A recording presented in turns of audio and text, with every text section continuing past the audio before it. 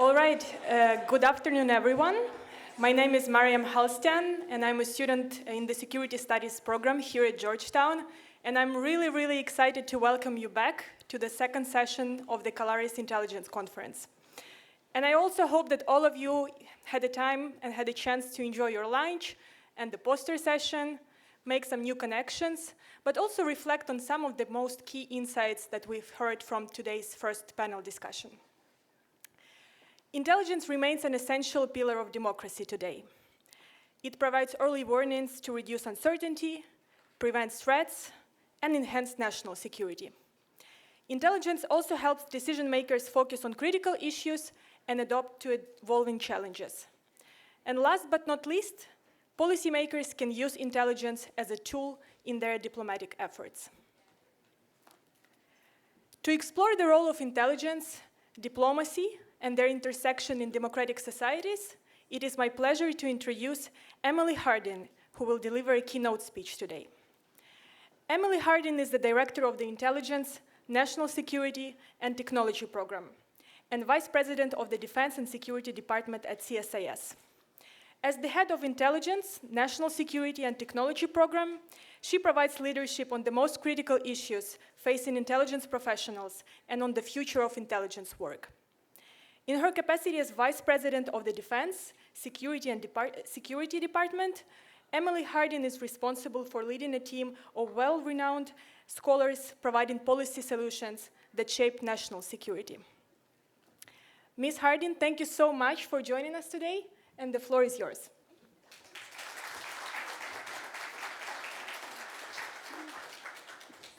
All righty, folks.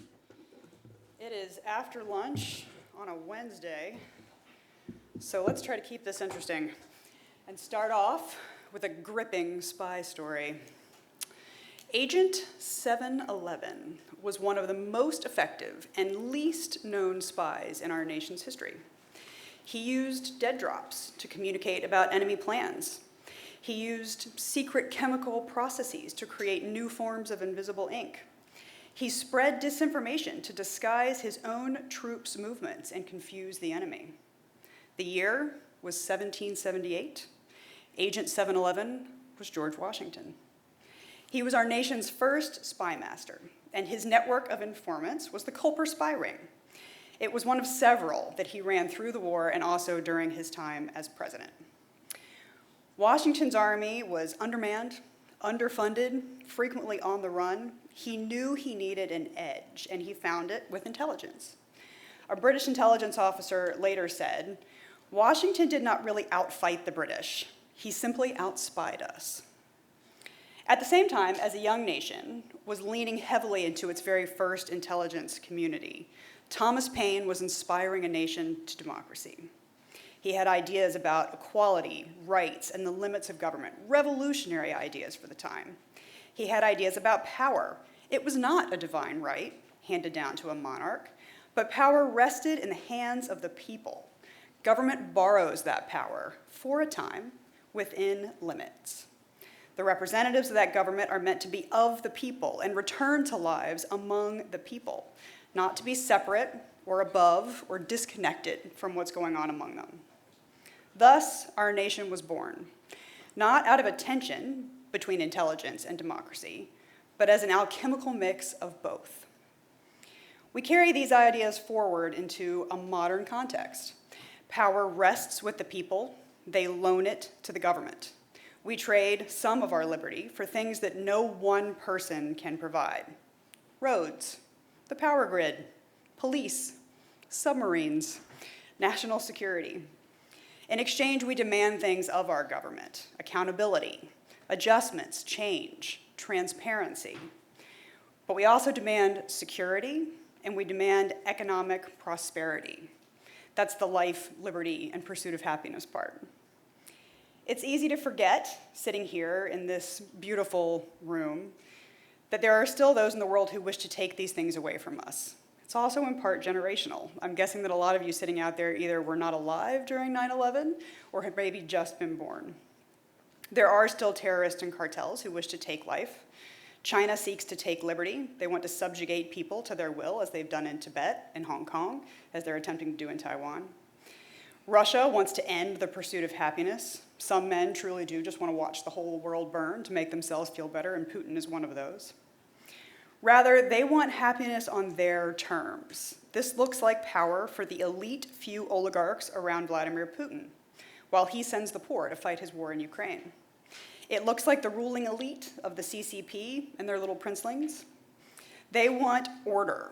They want to take liberty, to hold power. The state has showed, in their case, security, but only for the few. Why? Because liberty is messy. It is a struggle. It's making our own way while everyone else does the same. It's making space for ourselves and for each other. And when those spaces conflict, we figure it out. Thomas Paine wrote, "When we speak of right, we ought always to unite it with the idea of duties. Rights become duties by reciprocity. The right which I enjoy becomes my duty to guarantee to others, and he to me." So today we are the guarantors of each other's rights. In Paine's time, that looked like representative democracy and a little bit of revolution. Today, specifically with regard to spy work, it is a hard concept to wrap your head around. It's actually protection of rights by proxy. So, I brought a visual aid. In my pocket, there's a coin. The first one made for the Senate Intelligence Committee, on which I served for 6 years. There are only a very few of them. It's a limited run. I got number 3. I'm very proud of that. On one side is Washington's seal, to represent our very first spy master and to honor the intelligence officers who were so instrumental to the birth of this nation. But there are also 2 sets of stars on this coin. There's a set of 15 around the outside. That represents the 15 members of the Senate Intelligence Committee who represent the entirety of the Senate. And then on the other side, there are 100 stars representing the Senate as a whole. Why are there 2 layers? The 100 senators represent the entire country. The 15 members of the committee represent the Senate. Just as Washington went to great pains to encode secret messages and hide what he knew from the British Army, secrets today must stay secret. The more people who know a thing, the less likely something is to stay secret. The Intel committees are there to be the eyes and ears of the entire Senate or the House, and by extension, the nation. These committees were designed to bring things back into balance. During the 1960s and 1970s, and another time of intense national upheaval, the IC got way out of hand, spying on political figures like Martin Luther King, attempting assassinations of foreign leaders, and engaging in massive propaganda campaigns. The Church and the Pike committees united to investigate and create both the Senate Intelligence Committee and the House Intelligence Committee to provide permanent, comprehensive oversight to keep this balance. When I completed my work on the Senate Intelligence Committee, I went to the National Archives to put away all of my notes that I had stored up over the last 6 years, classified archives because classified notes. And as the archivist took me upstairs to the skiff part of the National Archives, I just noticed these reams and reams and reams of papers and boxes into shelves. And being a big nerd, I was super excited about all this. So I put my little box on the little shelf, and then I asked her, "Hey, is it cool if I look around?" She was like, "Sure, go ahead." You can literally see where the work of the Church and Pike committees begin. If you go all the way back to the beginning of the archive, there are boxes labeled Martin Luther King. There are boxes labeled with all of the names of the operations that never should have happened. Then you see the Church and the Pike committees and their reports, and then after that, things become far more orderly, far more in check. And you can walk through history and see the impact that having 2 committees devoted to oversight of the Intelligence Committee has really had. Just as this balance must be maintained and was maintained by the Church and Pike committees, the namesake of this conference brought things back into balance, too. He took the counterintelligence mission back from Angleton, who really was power gone mad. He accused so many officers who were loyal and honest of being intelligence agents. He ruined more than a dozen careers.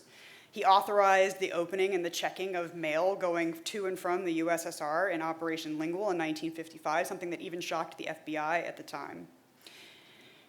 But Kalaris' mission was healing, reform. He never lost sight of that dual mission, security and liberty, or security that enables liberty. People who don't know intelligence work think that it's all powerful and full of abuse. They see the spy thrillers that are in the movies. They think the 1970s continue today. They see Angleton, where they should really see Kalaris. But people who do know, it's a microcosm of liberty. It's messy, it's flawed, but it's also full of checks, balances, and people doing the right thing. For every Angleton, there are 10 Kalarises. These are my friends and former colleagues. They look like me. They look like you. They miss dinners with families. They put themselves in harm's way. They don't get parades. They don't get early boarding on flights. They don't get military discounts. They just do the work. For us as a country, I fear there are rough seas ahead. We face two revisionist powers that, like King George III, believed that one person should be in charge through might alone. These people want to set up a false choice, freedom or security, not both. But the truth is that freedom and security are deeply intertwined. It is fear that leads to that false choice. On the one hand, dictators fear chaos. They think that people will come to understand that their oppressive dear leader does not, in fact, have their interests at heart. The supposed strong man is actually terrified. He's desperate to hold on to power. On the other hand, amongst some, there is fear the security mission will take over and will become too big, too powerful, lodged in the hand of someone who is too power hungry. But the goal is balance. We need Washington's spy ring. We also need Paine's ideals, and we need them working together. So I want to go back, before I take questions, to the Paine quote for a second, this idea of reciprocity. The rights I enjoy, I also guarantee to others. This is perhaps the most true for those who operate in the shadows. They guarantee the rights of fellow citizens day in and day out, with a million small decisions, even when no one is watching. Democracy enables good spy work. Only in a democracy can you walk into the Oval Office and deliver truly terrible news to power, tell the president his plans went horribly wrong. Spy work also makes democracy possible. I look forward to a day where there are no enemies, no one who seeks to assert ultimate power over others. That day, I will have happily worked myself out of a job. But it is not today. Today, I am fully employed, attempting to create deterrence, know our adversaries, create a future of peace through strength. And I need you. The IC needs you. Be that watcher on the wall. And if that life isn't for you, that's fine. Be the smart and engaged citizen of a democracy that you too were born to be. Thank you.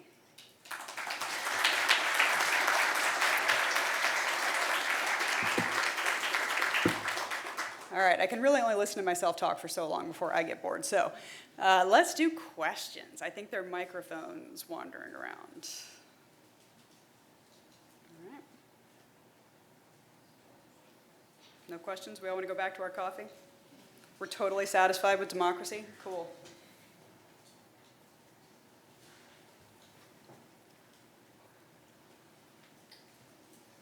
All right, go ahead. Okay, I think it's working. As politicians sort of give legitimacy to conspiracy theories and such as like anti-vax movements, how does the IC maintain bipartisanship while still combating these hoaxes? Yeah. So it is, contrary to popular belief, not the IC's job to define truth. If somebody doesn't want to hear reality, they're not going to hear reality. What it is the IC's job to do, though, is to try to bound the range of the possible and to lay out evidence the best they can for what actually is happening in the world. So I still use this trick today all the time. Whenever somebody asks me a completely impossible question, I say, okay, let's bound the left and right possibilities here. And I'll also tell you my best guess for where I think this is going. You can say, on this side, there's these factors could lead to this outcome. On this side, these factors could lead to this outcome. I think the most likely outcome is if we go this direction. And that way you kind of bring your audience along with you. They get to hear your logic, they get to hear your thinking, and hopefully they kind of come to think of that as their own. And by giving them options for where things could go, it lets them choose. You learn a lot, actually, from parenthood, and especially if you're trying to parent a toddler. It does teach you quite a bit about how to deal with a really cantankerous principal. If they don't want to hear what you're telling them and you give them an option for things that they can pick, just like a toddler, it makes them really happy. So you can try to walk them through to the place where you want them to go and think through a problem slightly differently. I do worry that in an era of alternative facts, that you can find a tidbit of information that's going to support whatever worldview you want. That, I think, makes it all the more important that places like Georgetown and also other universities, and even down to the middle school level, teach critical thinking and teach how to thoroughly evaluate a source and its credibility. Just because somebody says a thing does not necessarily make it true. And we're all swimming in a sea of mis and disinformation. So trying to read critically and figure out what is actually legitimate and what is not is something that we definitely need to teach kids today.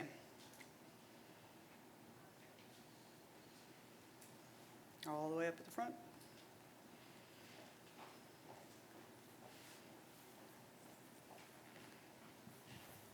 Hi, my name's Alec. I'm with the SSP program. And so for the IC, obviously a lot needs to be kept secret. But is there room for the IC to engage with the public and create a more informed citizenry? And if so, what would that look like? Yeah, absolutely. So we have a joke in the intelligence community. There are policy successes and intel failures. Never the twain shall meet. And that's because it's so rare that the IC gets to come out and actually defend itself. Talk about a good thing that they did, because if you talk about the good thing, it means you're blowing the secret. Now, all that said, there are ways that you can try to get the message out. When the CIA tweeted for the first time, it caused a little stir because it was very cute. They said, we cannot confirm or deny that this is our first tweet. So, that's like a kind of a way of getting out there. With the advent of technology really driving the future of national security, it is not only nice to have a good relationship with the outside world, it is critically essential. One thing that CIA did was create a new mission center called T2MC, Technology and Transnational Issues Mission Center or something like that. And part of the goal of that mission center was to be out in the world engaging with the private sector, talking about how we can collaborate between Intel and technology companies. That's been successful. Back when I was a reasonably junior analyst, there were some incidents that happened where too much information was shared and people were reckless with some things that they did. And that made the pendulum swing far back this direction. And all of a sudden, if you wanted to have a conversation with somebody outside the agency, it was a 16-step process to get there. It had to be approved by everybody and the deputy director. Now it's slowly swinging back the other direction. And I think there is a realization that you have to be out in public more and talking more about what it is that you do. I'll point to the Brits. They've been great about this. They had an initiative recently called Learning to Fight in the Light, where they were talking more about what they could declassify.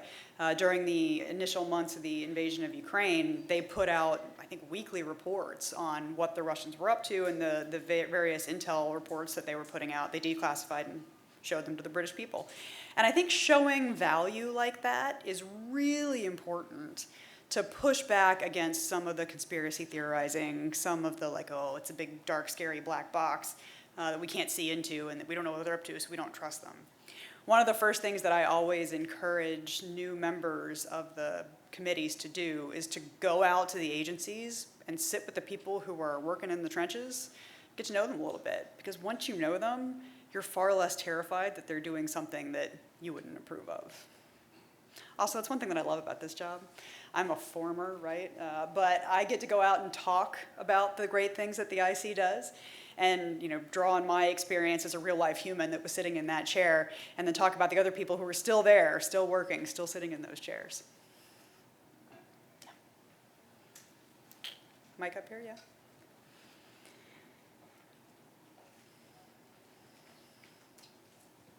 Hello, good evening. I'm Alessandro Zara. I'm a student of cybersecurity risk management at Georgetown. My question was, when you draw the line between intelligence operations, which are, as we said, preventive or deterrent towards threats from outside, and when they become maybe more towards leaning towards sabotage and disrupting other states, where is that line drawn? Well, so there is a robust set of rules and regulations and laws about what the intelligence community can and cannot do. So ever since Church Pike, for example, no more political assassinations, which is frankly a very good policy. However, there is still covert action that exists. Covert action is nothing like you see in the movies. I love a good spy movie, I really do. I love the Tom Clancy movies, they're fabulous. However, that's not really what it's like. If you want to engage in a covert action, especially one that's going to touch on sabotage, as you point out, or something like training foreign military force, the numbers of approvals you have to go through is insane. It's more about lawyers than it is about spycraft for at least the first few months as you work through all of the permutations and combinations and what you can and cannot do.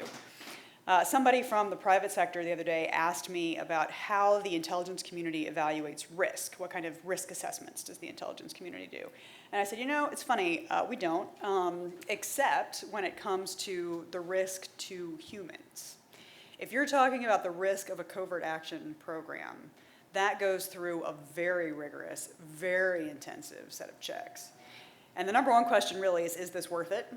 Is the risk worth the potential reward? One of my very favorite humans in the entire world was responsible for overseeing the covert action programs with me on the Senate Intelligence Committee. And he used to love to say that presidents think that covert action is a silver bullet, that you can just pull it out and it's going to solve all your problems. It's not. Unless it's embedded with a bigger foreign policy program, it's going to get you absolutely nowhere. So that's one of the big checks. Is this actually going to accomplish the thing that you want it to accomplish? Are the objectives defined? Is it something that you can do with the tools at hand? And then, is it going to stay secret? So this is one of the big differences, frankly, between the civilian intelligence community and then the military activity. There's covert action and there's clandestine action, and they're different things. The amount of rigorous oversight on the intelligence community's covert action programs is 10 times what you see happening in the military. It's just that lawyered, because we don't want to go back to the 60s and 70s in a time when there was no oversight and people were running a little bit rampant. So where's the line? I mean, if you're going to be engaging in activity against another power, that's a risk. And then you have to evaluate what those risks are and whether it's worth it. But yeah, no political assassinations, I promise. That's not a thing. Yeah, right here. Hi, I'm Monica Davila. I'm in the Cybersecurity Risk Management program. My question is, how do we keep trust in the intelligence community? Especially now with higher officials who aren't really reflective of those values of secrecy, privacy, and betterment for the people. So where is the intelligence in that aspect? Yeah. I mean, in a sense, I want to throw it back at you, because this is who we're trying to convince, right? I'm already sworn in, right? Like I've got it. I trust. And so what I try to do is talk as much as I can to people outside the Beltway, to people who have heard a variety of things about the intelligence community and really don't know what to believe. And I do really try to hit on the point of, you're wondering what a spy looks like. This is what a spy looks like. Also, this is what a spy looks like, and this is what a spy looks like. They're just people who are doing really good work. Just like you get in an airplane and you trust the pilots to get you to the destination, you need to trust the intelligence community that they're doing things the right way. And when they're not, when they screw up, which happens because all people screw up, they own up to it and there are consequences. So I think that we need to get better, I'll use that in the term of the IC, need to get better at telling the good stories. I used to say, actually, when I was a junior analyst progressing to my first leadership job, I'd ask around the building for where are the good stories? Like, we get told all the time about the things that people did when they screwed up and what we're fixing to try to be sure that never happens again. But where are the hero stories? Where are the really amazing things that people did? And there's just not a culture of sharing those wonderful stories until 50 years later, when it doesn't really feel quite as fresh and relevant. They've gotten a little bit better about it. The halls of honor and the occasional bubble sessions where you talk about who's doing what well. That's great, but we need to do more of that, and we need to do it more publicly. It's also just a very humble culture, which doesn't fit with the current zeitgeist of self-branding and self-promotion. It's very much we know what we know, we do what we do it in the shadows, and trying to break free of that, to have a champion out there is I think, super important. And one thing that, if I were president for a day, right, I would be attempting to put in place people in those high offices who can be that champion out in the public. They can be humble about it, but they can also say, hey, this is what we're doing every day to keep you safe. I'm happy to talk about the 702 debate, but during the 702 debate, a little bit of that came out. We managed to disrupt this counterintelligence ring. We managed to go after this cartel. We managed to subvert this terrorist plot, and I think a lot of that got lost in the bigger screaming about privacy, but those great stories are out there. I'd love it if people could hear them. I saw a hand over here. Yeah. You can also just yell. I'm happy to repeat it. I don't think she would enjoy that. Hi, thank you so much. My name is Carlotta Penskin. I'm a security studies graduate student here. I am also a teaching assistant for Dr. Elizabeth Grimm, and I'm a German national, so this is not a question for myself, but this is more a question for my undergraduate students and my fellow American students who are feeling kind of jarred at the minute. My question is, there's so many people at the SFS and at Georgetown that want to serve, and you are saying the IC needs you. There is also a hiring freeze and those things. Kind of, what would you say to the people that can, should, and want to serve to kind of encourage them, and what are their pathways that they could do that? It is a time of deep uncertainty, and I would be lying if I said it wasn't. It is. I have a hard time whenever any of my students come to me and ask me for advice about whether this is the right time to go into the intelligence community. The advice that I try to give is this. It's a great job. It's a really great job, especially if you're really young and you have all the energy in the world and are willing to pull those super late nights and super early mornings. It's a great job. It will teach you rigor in your thinking. It will teach you excellence in your writing and briefing. If you go into the operational side of the house, it will teach you how to read people in a way that will serve you for the rest of your life. Also, if right now you are at a point in your life where you really, really need a steady job that's got a guaranteed salary, might not be the right moment to go in. And that's okay. There's a lot of things that you can do right now that are tangential to the mission, very useful for the mission, and still serve your country in sort of a tangential way. And then, in the future, things will go back to normal, they really will. Then you can choose that moment to go in if that works for you. There are so many companies out there who are doing work that enables the IC mission. I had 2 meetings yesterday, I think, with AI companies that are looking at how to process huge amounts of data and create really solid open source intelligence for the intelligence community. There are some things that industry can do that the government just can't or shouldn't, and those places are wonderful holes that you can fill. There's also, work that you can do in the defense industry or, elsewhere, but there's a lot of options for ways that you can serve your country or, an allied country, and also, still keep your hand in the game for a future role in the IC. I would say don't abandon hope.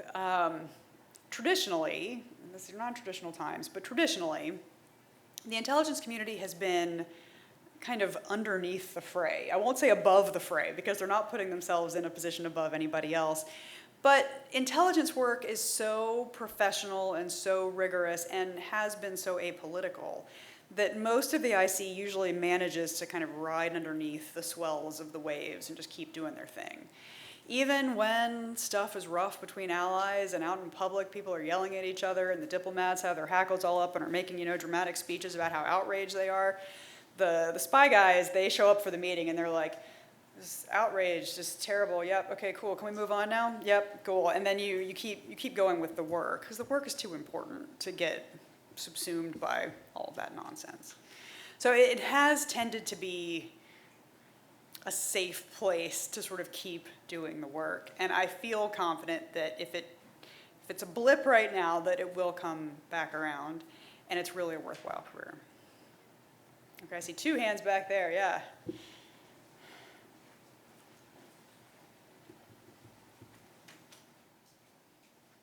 Hello, Ms. Harding. Thank you for the time today. My name is Jackson. I'm a grad student with SSP. I'd love to hear your thoughts on the importance of allied intelligence liaison relationships, and if you were president for a day, what changes would you make to how we engage with allies on intel? How long you got? Okay. So in a word, vital. As powerful and enormous as the US intelligence community is, and we really are, whenever I sit down with our British colleagues who are like the next biggest kind of, they look at us and they're like, oh, you have all the toys. And yeah, I know we do, it's fabulous. We still can't do everything. We can't be in all of the places. We can't cover the whole world at once. When I was an analyst, the phrase of the day was global coverage, which meant that we're going to keep an eye on the whole world the whole time, which is insane. You really can't do that, and especially not without allies and partners. They can recruit assets in places we can't. They can go into a location where we can't go. And then, frankly, I mean, it's expensive to have a global intelligence apparatus. Why not share with friends? So, if your satellite, we do this actually with the Israelis a lot, the Israelis are concerned about a particular slice of the globe, and we're worried about the whole globe. So if the Israeli satellites happen to be passing over a place and they don't care what they're taking pictures of, they can share those with us, which we greatly appreciate. So these kinds of exchanges are really very important to the overall picture. If I were president for a day, and I was going to try to do something about this, I would look at the relationship that NSA has with GCHQ, which is the British version of NSA, and I would try to replicate that more around the intelligence community. The information sharing there is seamless, and it starts from the very beginning, from collection. One of the biggest problems that we have right now in trying to share with allies and partners, and my colleague Dan Byman wrote a really fabulous piece about this recently. It's on the CSIS website if you want to check it out. One of the things that we have trouble with is that we collect stuff and it sits on this platform, and they collect stuff and it sits on this platform, and it's just physically difficult to get them to talk to each other in real time. You start purchasing from the ground up together. You start collaborating from the ground up together. Also, the default in the intelligence community is secret no foreign. No foreign. No foreign means no foreigners. That's dumb. We really should have it be just secret. And then if you want to add the no foreign, you have to prove why, as opposed to defaulting to no foreigners. The Five Eyes Intelligence Alliance is a true gem and is one of the most precious things that we have in the intelligence community. I think you look to replicate that too in the Pacific and try to build some of those really intense close partnerships there too. It's a counterintelligence risk, but it's one worth taking. The other thing, that thing that I said earlier about open source intelligence, there is so much to be known in the open realm. I mean, you can get 60, 70% of the way there a lot of the time just with open source, and that is a perfect place to collaborate with allies. There's no downgrading of information, there's no declassifying anything, it's already unclassified.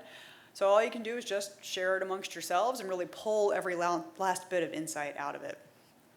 Also, with intelligence partnerships, they look at the world differently than we do. I had a meeting recently with actually some German colleagues, and they asked me a really hard question, and I laid out my answer to the question, and they just kind of stared at me, and they were like, mm-hmm. I said, I kind of get the feeling you see it differently, and they were like, mm-hmm. And so they laid out their thinking, and it was a really powerful way for me to test my assumptions from where I sat and compare it to how they see things from where they sit with the richness of their history too. So it's extraordinarily vital. There's 2 words, vital and extraordinarily vital. All right, one back.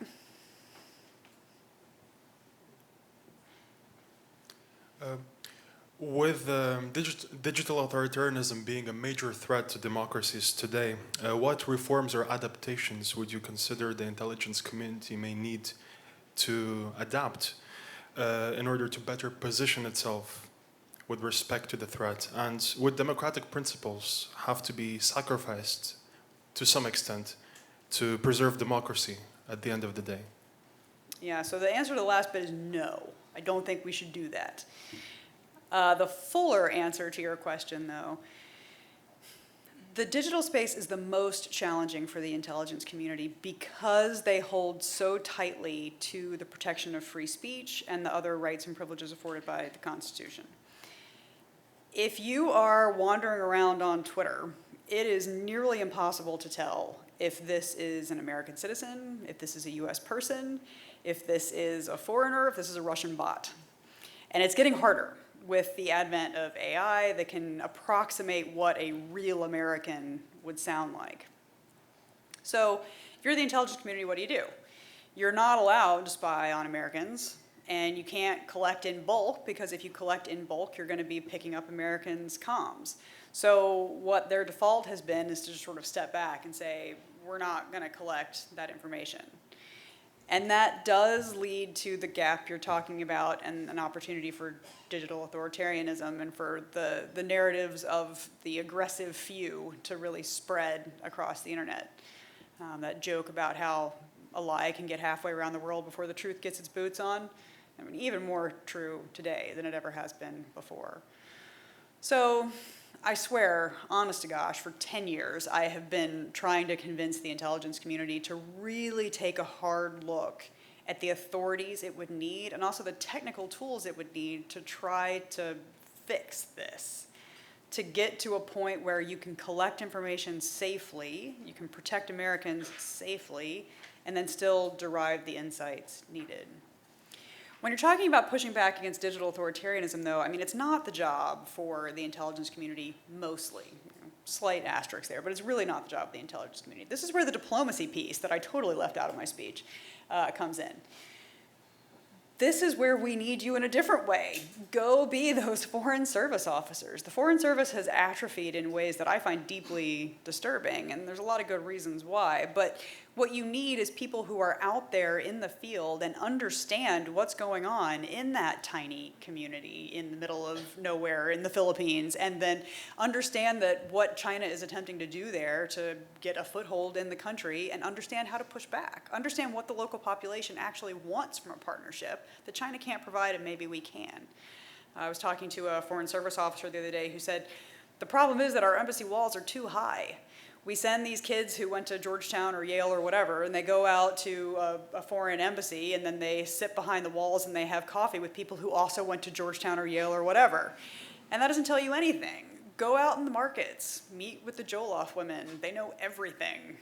That is the Foreign Service that we actually need. And the way that you push back against digital authoritarianism is that you have them meet an actual American, and you have a conversation about what their world looks like and what our world looks like, and then you figure out what kinds of messages actually resonate so that you can fight in the digital space. But that's not the IC. That's you guys. Other questions? Yeah. Here in the khaki. Yeah.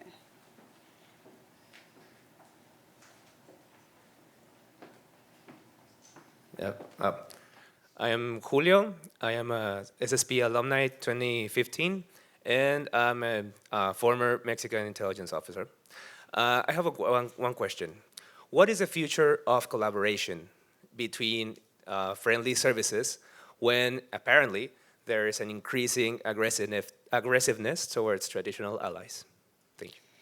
This is where my fervent hope that the IC can kind of ride below those political waves really takes over. I think that, I hope, I cannot tell them what to do, but I hope that our friends and our allies see past the political nonsense and they just keep doing the work.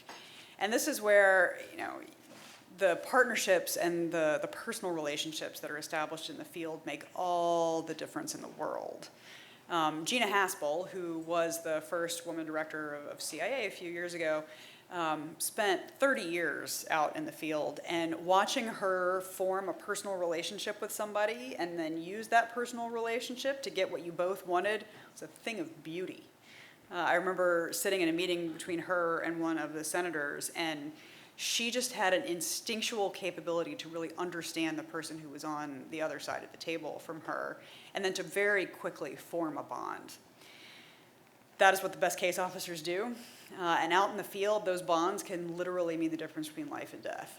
So what you want is for those relationships to stick. Maybe you leave people in place a year longer than you'd intended to, so that you can not be starting a new relationship in a tumultuous moment. This is an opportunity for diplomats and spies alike to be saying, look, I got your back. I don't care what's going on in Washington. I have your back. And we're going to work together on this, right? And that's really the best that you can do. This would be a very tough time to be out in the field. Other questions? Yeah, right here.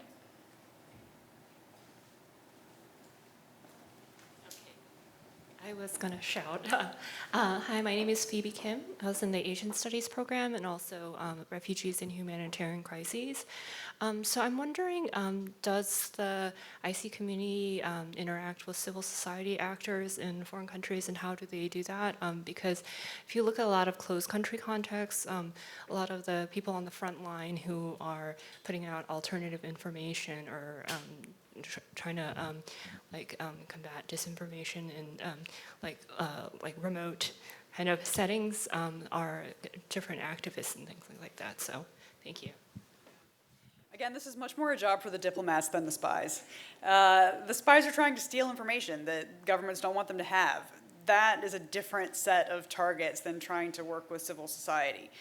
Also, you really don't want to put anybody in civil society at risk. You really don't. They got enough problems. You don't want to add on top of that they were, interacting with somebody who was a known or suspected intelligence officer. So you got to be real careful about that kind of thing. But the diplomats, man, they can do so much good here, right? They can provide support. They can provide advice. They can listen and report back to Washington on the things that are going on. Some of my colleagues from previous jobs have literally changed the world being a diplomat working with civil society. One of my former colleagues, Mike Kozak, who's just one of my favorite humans, sat down. He was the not ambassador to Cuba, and he sat in his driveway once with a whole box of rum and a bunch of Cuban civil society types, and was like, either the sun's going to come up or we're going to have a plan, but either way, this box is going to be empty. And they were like, and that's the kind of work that a really great diplomat can do. So yeah, get on that. Yep.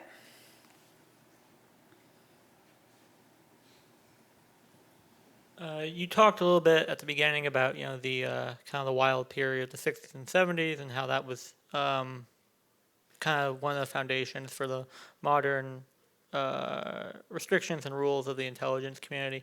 In a similar vein, how well do you feel from your own experience and talking to others that the intelligence community does at understanding and kind of taking a clear look at its own history?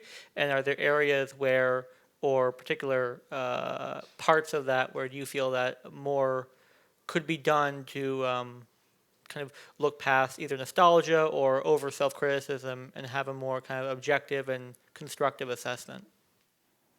That's a complicated question. So they do okay. None of us are students of history today like we should be. Anytime I sit down with a real historian, I am awed by the amount of stuff that I learn in the space of just an hour. Elliot Cohen is one of my hallmates, and every time I wander into his office to ask a question, all of a sudden I walk out like 10 times smarter than I was when I went in.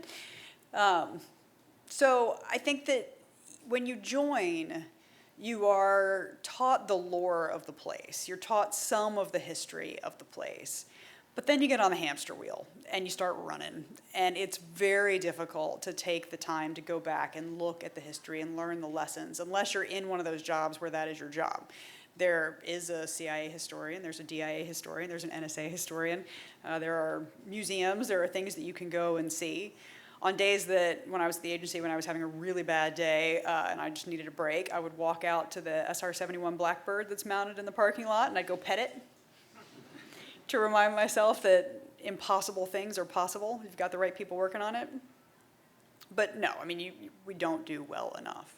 I would love to see more of the stories told, especially now that, you know, we're 24 years past 9/11. It's a time when you really could declassify and talk about a lot of the things that happened early on. A lot of the bin Laden raid, for example, has been declassified and put out there. I mean, that's an amazing story. It's an amazing intelligence story. It's an amazing military story. And if you go to the Spy Museum, it's really quite well done. I gotta tell you though, it's so strange to turn a corner at the Spy Museum and see like one of my former bosses staring at me in like 10 times size and talking at you, and you're like, oh, I'm sorry, I'll turn that PDB in right now. Yeah, it's a strange thing, but it is quite well done. As far as the clear-eyed piece,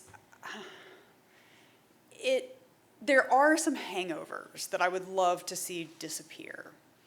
When the Snowden revelations came out in 2013, I was on the Hill as of 2015, and one of my jobs was to try to figure out what the damage was, to try to put a number or a scope on the amount of damage that Edward Snowden had done. It's a very big number, I'll just say that. NSA, whenever they would come in to answer my questions, they would come in like a kicked puppy. And they would walk into the room and they would be like, I'm sorry, I'm sorry, I'm sorry. And I'm like, what are you apologizing for? They say, we don't know, but we're sorry. We're just gonna lead with that. And you're like, guys, these are some of the smartest people on the planet who are doing some of the coolest work that you could ever imagine. They're playing with math. They're playing with physics. They're doing encryption. I mean, it's amazing stuff. I want them to walk into that room with their head held high. I also would like to really shake off all of the misperceptions about Edward Snowden being a patriot, ridiculous, and to move past that moment to where now we can have an honest conversation about where we do want the boundaries to be in what the intelligence community can collect. It's a much more constructive conversation. Other questions? Yeah, over here and then up here.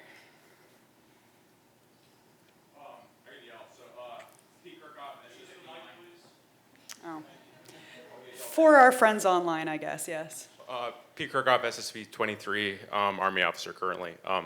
10 years on after like the 2016 election and the work you did on that commission, what did we get right and what have we failed at over the past 10 years? So the Russians did try to mess with the election. We got that part right. There's a lot, again, this is a lot of misconceptions about what actually did and did not happen. And the second that the question of what the Russians tried to do in 2016 became a political football, we lost the narrative. What actually happened, that thing that I said about how some men just want to watch the whole world burn, the Russians at the time, they really thought that Hillary was going to win, like everybody else did.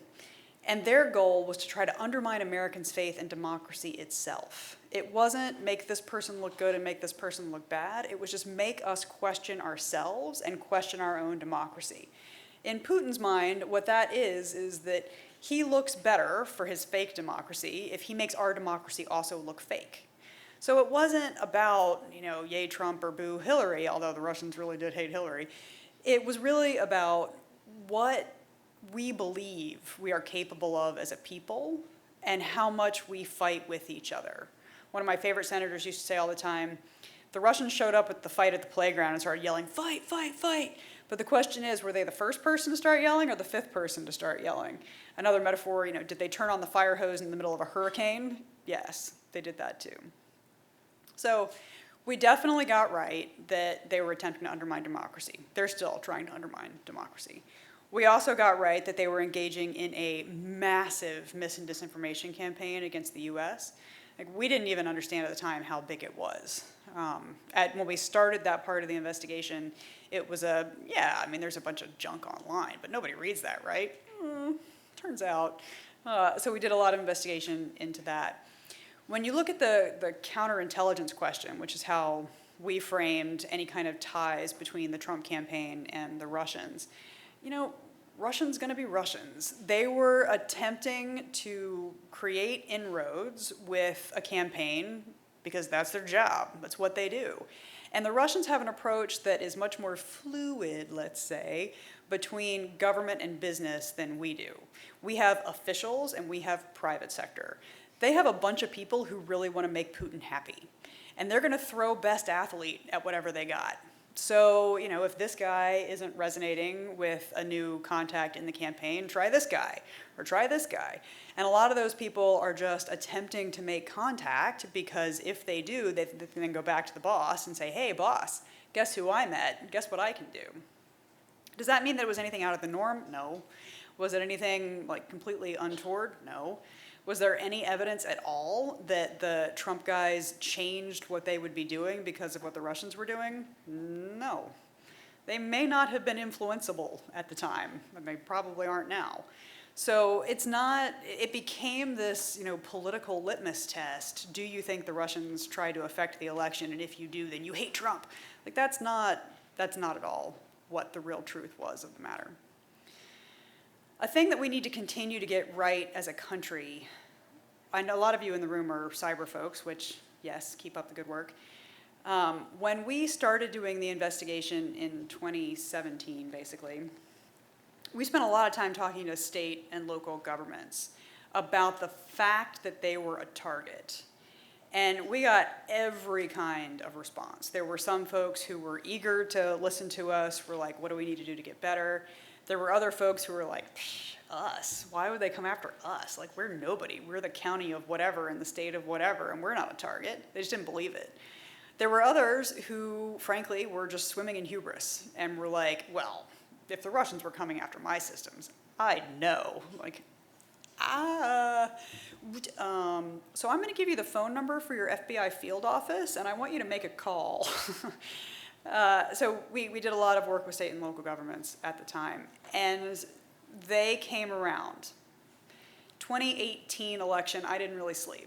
2020 election, I slept much better, because at that point, the state and local governments had done so much work on the cyber front to try to shore up their systems, to get help from the federal government, to put in place the cyber navigators, to have a direct line back to CISA. CISA was running tabletop exercises on what to do if it looked like some of your systems were compromised, offline backups, backup plans for how to keep the election running, even if something happened the day of.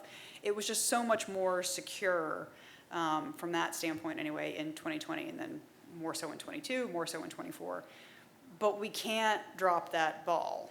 It's a constant cat-mouse game where you have offense getting more sophisticated and you have defense attempting to catch up, and we need to keep catching up. And state and local governments, man, they don't have a lot of resources. The number of pleas of poverty that I got during those phone calls, and a lot of it's true, but this is something they can't get wrong, and we need to keep encouraging them to get it right. What you really don't want is for people to question the functioning of the election. You can question who won, sure, but don't function the integrity of the election systems. That we have to protect. Yeah. I see in the brown shirt and also in the white shirt, too. Hello, I'm Alexander Chami. I'm a public policy graduate student and also a student from Sciences Po Paris. So I'd like to know, where do you see the US intelligence community in 10 years from now? What kind of reorganizations to expect, and maybe also what kind of administrative reforms? Mm-hmm. Thank you. Yeah. So I do think that the intelligence work is shifting into the open source realm. I think that in 10 years is a very long time, but I think in 10 years, you're going to have every analyst sitting at their desk with an AI assistant, helping them sort through just massive amounts of incoming and figure out what's important and what's not. I wrote a paper about this, lovingly entitled the Oscar paper a few years ago, but you want basically like Jarvis that Tony Stark has, right? Somebody you can have a conversation with, and they can help you sort through a ton of data at the same time. At the same time, on the operational side, ubiquitous technical surveillance is going to completely change the way that spy work is done. Even in DC right now, you can't walk from one side of the city to another without bumping into so many cameras, so many opportunities to identify who you are and what you look like.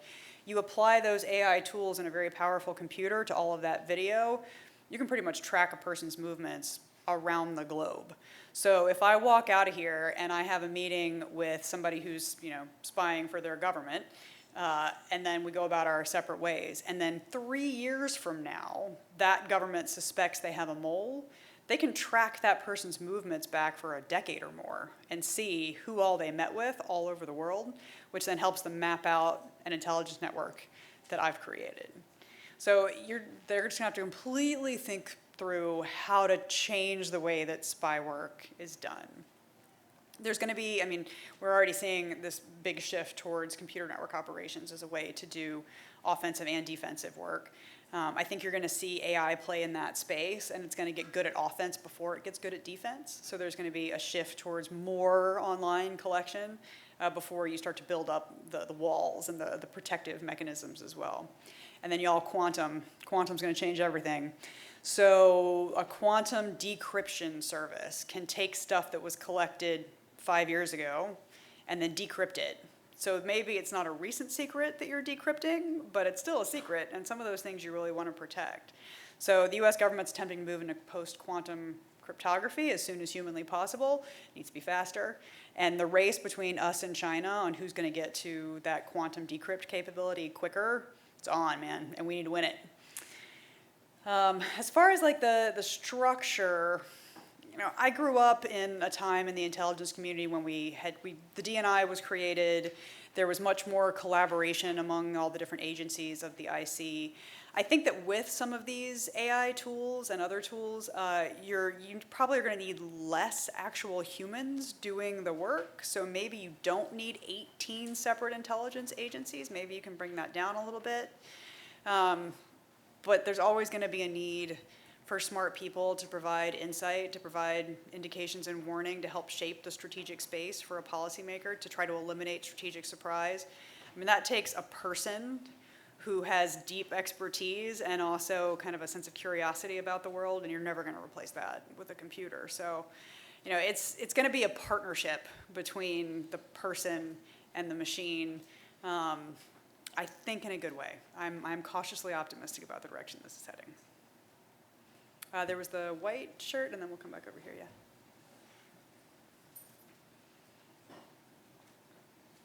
My name is Itai. I'm an incoming SSP student this fall. So I had a question about foreign intelligence sharing that we were talking about a little bit earlier. So like you were mentioning, there's often a really symbiotic relationship between US intelligence and foreign intelligence. Like you were mentioning, it's very useful for joint security ventures. It's also useful economically. But I would also assume that because intelligence is often a very secretive field, everyone has their own interests in mind. It can often be difficult to really fully gauge where your partner is actually at. So in your experience, when you've been working with foreign intelligence agencies, how do you know really who you're working with and where they're at, and how can you actually ensure that you're on the same page? Mm-hmm. This is where those personal relationships get to be really important. Before you sit down with any liaison partner, you sit down with the people who are in the field with that liaison partner, and you say, what am I dealing with here? And they'll tell you, well, depending on the place you are, these guys, very serious, they know what they're doing, we're really impressed with their work. These guys, those are kind of the Nepo babies, they're there because their dad was so-and-so or whatever, maybe take it with a grain of salt. One thing for those of you who are in the intelligence community or who have been in the intelligence community or might go there, you gotta kind of have a thick skin, because one of the good things about those exchanges is that it's really supposed to poke at your assumptions. You're supposed to question, like, why do you think that? Why do you think that? Why do you think that? And the relationship with a liaison partner can be super beneficial there because, like I said, they look at things from a different angle. So they're gonna say, well, have you considered this as an alternative? And maybe you go, oh, no, I hadn't. Thank you for raising that. Other intelligence services are more or less likely to respond well to that. So you kind of have to know, how are they going to react? If I'm like, well, can you show me your work on that analysis? They're like, no. Do you not trust me? You're like, actually, I don't know, but we'll stay friends. It's all good. It's just like any personal relationship. You got to kind of figure out what the other person on the other side of the table really wants out of this relationship and how you can get there together. It's a good question, though. You need to go in those with your eyes open. I think I have time for one more question. I saw somebody over here. Yes, right.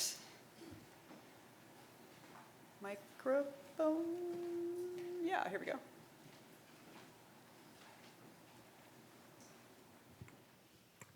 Hi, my name is Ferial. I'm at the last semester here at SSP. Thank you for being here in this room on this very gorgeous day. We talked a lot about trust and how we inside of US can trust IC community, but what is with the rhetoric coming out of Washington and with our adversaries looking or with other nations looking inside? How can IC then make that trust when it comes to gathering intelligence and recruitment? And has that impacted that, like with USAID being a slash and other programs, how does that impact gathering information and intelligence and recruitment? Right. So I don't know yet whether it's affecting recruitments. When you look at the things that motivate people to do something extraordinarily dangerous, like spy, to sell out their own country, they generally do it for a collection of reasons. Ego, right? They feel like they're underappreciated at work and they want to, feel good about themselves, and your friendly case officer is here to make that happen. Money. That's the classic, right? Like somebody with financial problems, or maybe they really want to send their kid to school in the US, or whatever it is. There's like a financial reason. And then ideology. So ideology is a big one. And in the days of the Cold War, when you had the Soviet Union who was being super oppressive of its people, who was trying to remove any kind of free thought from what was going on inside its borders, when people were disappearing in the dead of night and never being heard from again because they disappeared into a prison, ideology was a huge motivator. People saw the idea of freedom in the West as something that they wanted to support. I was sadly in a conference. Well, I was very happy to be in the conference. It was Switzerland. It was gorgeous. So I was very happy to be at the conference. But this woman came up to me and said, you talked about why we should be pushing back against Chinese influence around the world. Why is the US any different? And I gave her this whole spiel about, well, China wants this, China wants to be extractive, the US wants to collaborate, China wants to, subserviate everybody so their own interests back in Beijing can be served. The US wants to see all boats rising together. And she said, but Trump, does he want that? And I was in this strange position where I'm not a US government official. It is not my job to defend this administration or their policies. I don't agree with a lot of the things that they've done. But as an American, I really want to say yes, there are so many of us who are still eager to see the whole world thrive. Because we do believe that when people have freedom of choice and can build their own lives, that we all come out better in the end for it. I don't know whether it's going to affect recruitments or not. I can say that the bulk of this country wants good for the world. And that is the line that I would give to anybody who asks the question out there. All right, well, on that happy note, thank you so much for your time and attention this afternoon. Talking about how democracy functions is one of the most important things that we can be doing right now. And for people like me who have sworn an oath to support and defend the Constitution now, I think 4 times in my life, and hopefully one day I'll do it a 5th, trying to work for democracy, for freedom, for a secure America and a secure world is something that I feel incredibly passionate about. And I really appreciate you all spending the time this afternoon to talk about a minute and to go forth into the world and conquer whatever stands in your way. Thank you.